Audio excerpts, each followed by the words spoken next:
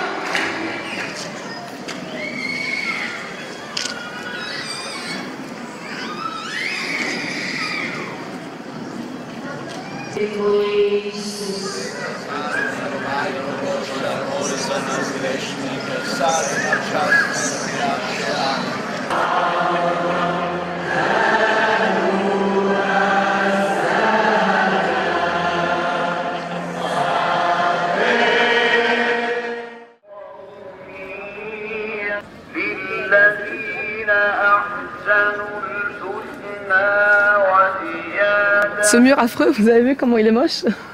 C'est un mur vraiment, vraiment très, très laid. Une espèce de gros mur.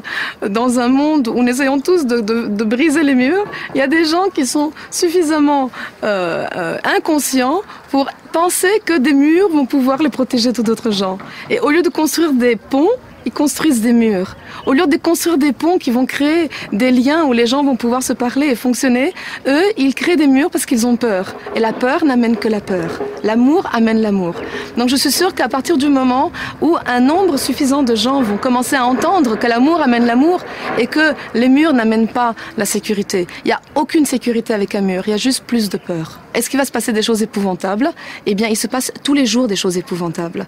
Là, il y a quelques jours, pendant que des gens priaient dans une mosquée, des gens ont fait éclater une bombe, 45 ou 50 morts, 500 blessés. Pendant que certains étaient en train de prier dans cette mosquée, d'autres musulmans ont mis une bombe dans cette mosquée.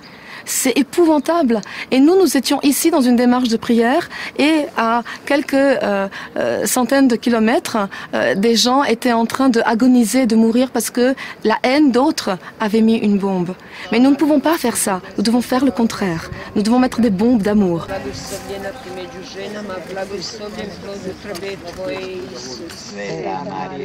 Et alors, une troisième chose qui m'a beaucoup touché, ce sont les moments, les quelques minutes de procession eucharistique, où, même si je regarde surtout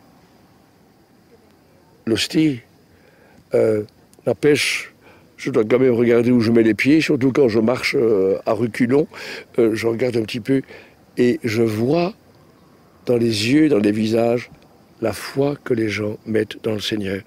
Et je pense à toutes ces scènes de l'Évangile où Jésus est pris par les foules et les gens cherchent à le toucher.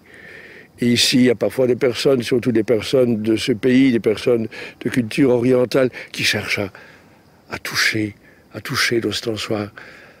Bien, ce sont des expressions de foi, le regard, les larmes, les gestes qui sont bouleversantes et qui, personnellement, m'ont fait beaucoup de bien pour ma propre foi, pour ma propre vie de prêtre, et aussi qui témoignent de la beauté du cœur humain. Oh Lord, make me an instrument.